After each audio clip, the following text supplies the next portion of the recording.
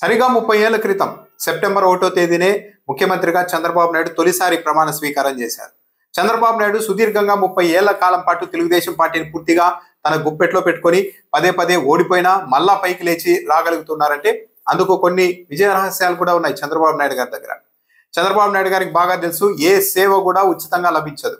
అది మీడియాలో ప్రచారమైనా సరే, మీడియా మన వైపు నిలబడాలన్నా సరే వాళ్లకు లాభాలు చేకూర్చాలి, వాళ్ళ అవసరాలు తీర్చాలి, అప్పుడే వాళ్ళు మన తరఫున కలం జులిపిస్తారు అని బాగా తెలిసిన వ్యక్తి చంద్రబాబు నాయుడు గారు. అందుకే ఆయన మీడియాకు విపరీతమైన ప్రాధాన్యత ఇస్తూ ఉంటారు. మీడియానే తన ప్రాణం అన్నట్టుగా ఆయన బతుకుతూ ఉంటారు. చాలా మంది చెప్పే మాట కూడా చంద్రబాబు నాయుడు ప్రాణం మీడియాలోనే ఉంటుంది అని కూడా. ఎందుకంటే చంద్రబాబు నాయుడు గారికి తెలుసు, తాను ఒక స్వయం ప్రకాశం ఉన్న నాయకుడిని కాదు, ఒక ఎన్టీఆర్ లాగా, ఒక వైఎస్ఆర్ లాగా, జగన్మోహన్ రెడ్డి లాగా తాను స్వయంగా ప్రకాశించే వ్యక్తిని కాదు. 10 మంది నా చుట్టూ చేరి 10 మీడియా సంస్థలు తన వైపు ఉండి చంద్రబాబు నాయుడు గొప్ప వ్యక్తి, చంద్రబాబు నాయుడిని ముఖ్యమంత్రిగా చేసుకోవడం ఆయనకు అవసరం కాదు, రాష్ట్రానికి ప్రజలకు అవసరమని పదే పదే అలా ప్రచారం చేయగలిగినప్పుడే తాను పీఠాన్ని అధిరోహించగలను అని బాగా తెలిసిన వ్యక్తి చంద్రబాబు నాయుడు గారు. మీడియా అంటే ఏంటి, ఎంతవరకు దాని పరిమితులు ఉంటాయన్నది కూడా చంద్రబాబు నాయుడు గారికి బాగా తెలుసు. మీడియా అన్నది ఒకసారి తాను గెలిచిన తర్వాత ఇంకోసారి తనను గెలిపించకపోవచ్చు, కానీ ఓడిపోయిన తర్వాత మళ్ళీ గెలిపించడంలో మాత్రం మీడియా 100కు 100% తనకు న్యాయం చేస్తుంది అని నమ్మిన వ్యక్తి చంద్రబాబు నాయుడు గారు. తాను ఓడిపోయినప్పుడు, అవతల పార్టీ అధికారంలో ఉన్నప్పుడు తన మీడియా బలం ద్వారా మొత్తం అవతల పార్టీని, అధికార పార్టీని విపరీతంగా నెగిటివ్ క్యాంపెయిన్ చేయిస్తే ఆ పార్టీ మీద ప్రజల మెదళ్ళలోకి ప్రభుత్వ వ్యతిరేక భావనను నింపితే ఆ తర్వాత ఆటోమేటిక్గా నేను అధికారంలోనికి వస్తాను అని నమ్మిన వ్యక్తి చంద్రబాబు నాయుడు గారు. అందుకే ఆయన మీడియాకు విపరీతమైన ప్రాధాన్యత ఇస్తూ ఉంటారు. కానీ ఇలాంటి పరిస్థితులు ఒకసారి వికటించాయి కూడా. అది 2009లో వైఎస్ఆర్ని కూడా ఓడించడానికి రకరకాలుగా ప్రయత్నాలు చేశారు. మీడియా ద్వారా కొన్ని పొత్తులు పెట్టుకున్నారు. అన్ని ఏమి కూడా 2009లో మాత్రం సక్సెస్ కాలేదు. మిగిలిన చోట్లల్లా చంద్రబాబు నాయుడు ఫార్ములాలు ఒకసారి కాకపోయినా ఒకసారి సక్సెస్ అవుతూనే ఉన్నాయి మీడియాని అంచనా వేయడంలో. సమాజంపై ప్రభావం చూపే వ్యక్తుల్ని గుర్తించడంలో, వాళ్లకు దగ్గరి కావడంలో, వాళ్ళ ద్వారా మాట సాయం తీసుకోవడంలో చంద్రబాబు నాయుడుకు వెన్నతో పెట్టిన విద్య.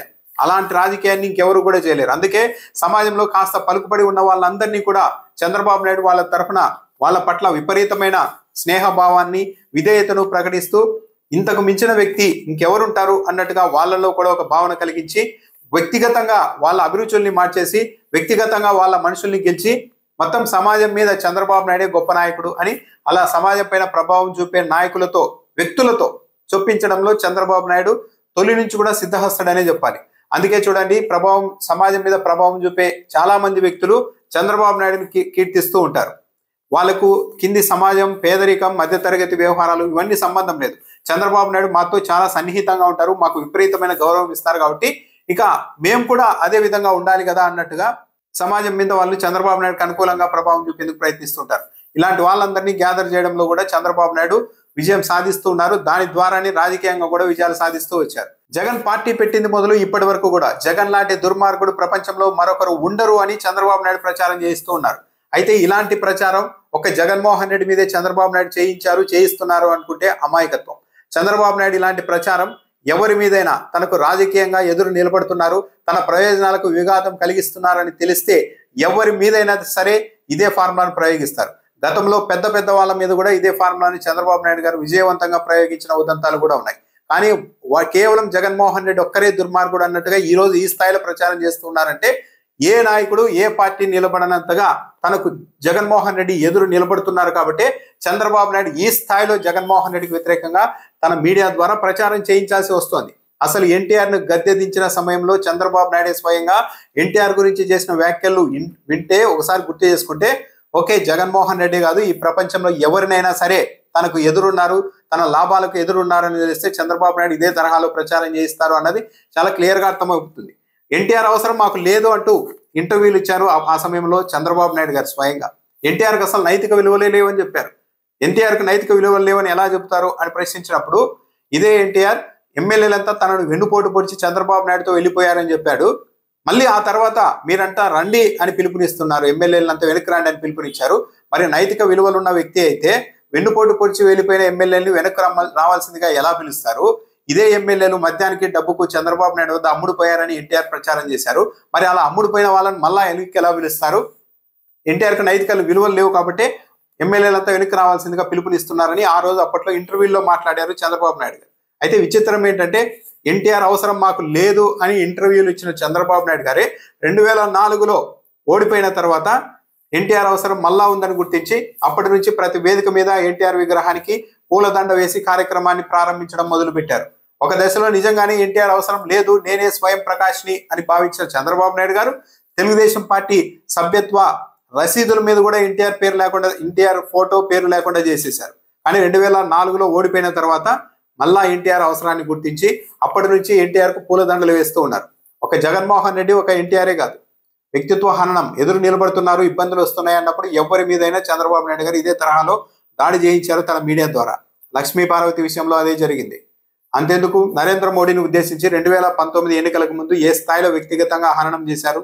కుటుంబం లేదు, భార్య లేదు, నీకు విలువలు లేవు, కుటుంబ విలువలు లేవు అంటూ ఒక రాక్షసుడు అంటూ రకరకాలుగా ప్రచారం చేయించారు. ఆంధ్రప్రదేశ్కు మోడీనే నెంబర్ 1 శత్రువు అంటూ మాట్లాడారు. అమిత్ షా తిరుపతికి వస్తే రాళ్లతో దాడి చేయించారు. చిరంజీవి పార్టీ పెట్టినప్పుడు ఆయన్ని, ఆయన కుటుంబ సభ్యులు కూడా తన మీడియా ద్వారా ఏ తరహాలో దాడి చేయించారో అందరికీ తెలుసు. పవన్ కళ్యాణ్ ఈరోజు చంద్రబాబు నాయుడు గొప్ప వ్యక్తి అని అంటున్నారు, కానీ పవన్ కళ్యాణ్ కూడా చంద్రబాబు నాయుడు చేసిన ఈ రాజకీయానికి బాధితుడే ఆయన కూడా ఒక దశలో.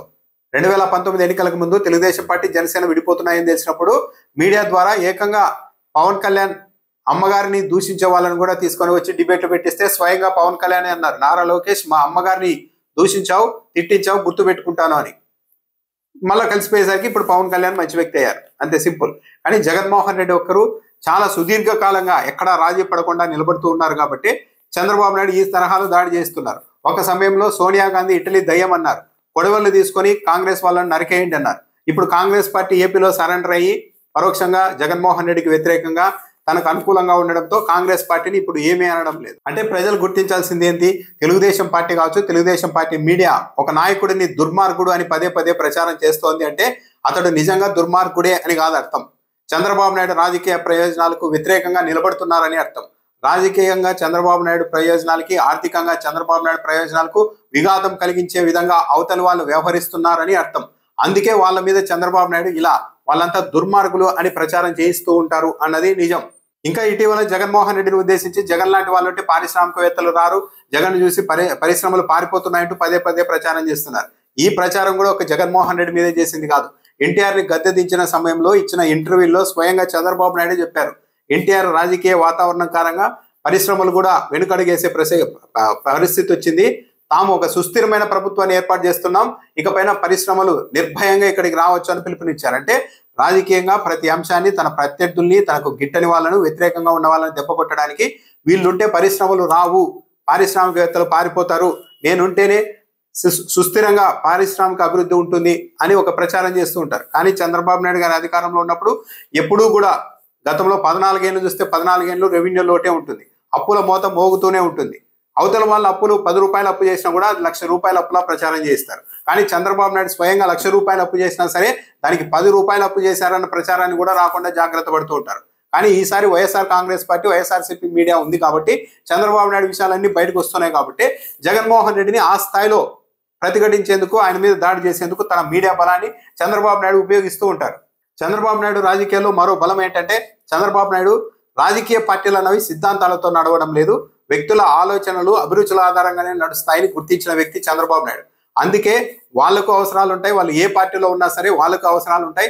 ఆ అవసరాన్ని మనం ఎక్కడన్నా తీర్చగలిగితే వాళ్ళు తమ పార్టీల కంటే తనకు ఎక్కువ విధేయులుగా ఉండిపోతారు శాశ్వతంగా అని నమ్మిన వ్యక్తి చంద్రబాబు నాయుడు. అందుకే చూడండి, ఆయన ఏ పార్టీతో స్నేహం చేస్తున్నా, ఏ కూటమిలో ఉన్నా కాంగ్రెస్, బీజేపీ, కమ్యూనిస్టులు, మేధావులు అందరూ ఎక్కువ శాతం చంద్రబాబు నాయుడుకి ఫేవర్గా ఉంటారు. ఎందుకు ఉంటారంటే వాళ్ళ అవసరాలు ఏంటో తెలిసిన వ్యక్తి చంద్రబాబు నాయుడు గారు కాబట్టి విధేయత ఉంటారు. పార్టీ కంటే చంద్రబాబు నాయుడు ముఖ్యమన్న ఒక ధోరణి చాలా పార్టీల్లోని చాలా నాయకుల్లో కనిపిస్తూ ఉంటుంది.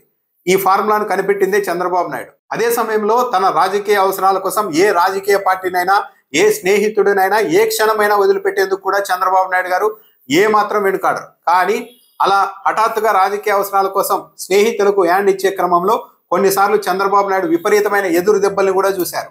ఎన్టీఆర్ కావచ్చు, వైఎస్ఆర్ కావచ్చు, సమాజంలో పేదల్ని కూడా ఆర్థికంగా పైకి తేవాలని ఆలోచన చేస్తే చంద్రబాబు నాయుడు ఆలోచన తీరు అందుకు పూర్తి భిన్నంగా ఉంటుంది. సమాజంలో పేదరికం ఉండడం కూడా అవసరం, పేదలు ఉండడం కూడా అవసరం, పేదలు ఉంటేనే కొన్ని సేవలు చేయగలుగుతారు, పెద్దలకు సేవలు అందుతాయి కొన్ని అని నమ్మిన వ్యక్తి చంద్రబాబు నాయుడు గారు. చంద్రబాబు నాయుడు గారు అలాంటి సిద్ధాంతాలతో ఉంటారు కాబట్టి ఆయనకు అనుకూలమని పేరున్న మీడియా సంస్థల్లో మీడియా అధినేతల వ్యాఖ్యల్లో అప్పుడప్పుడు ఇలాంటి విషయాలు బయటకు వస్తూ ఉంటాయి. పేదరికం లేని సమాజం అన్నది ప్రకృతి విరుద్ధం అన్న వ్యాఖ్యలు కూడా ఆ మీడియా సంస్థలు రాస్తూ ఉంటాయి. అంటే చంద్రబాబు నాయుడు గారి ఆలోచనలకు అనుగుణంగా ప్రజల ఆలోచన తీరుని ప్రభావితం చేసేందుకు ఇలా ప్రచారం చేస్తూ ఉంటారు. చంద్రబాబు నాయుడు విజయ రహస్యం ఏంటంటే ఆయనకు తన బలహీనతలు ఏవో బాగా తెలుసు.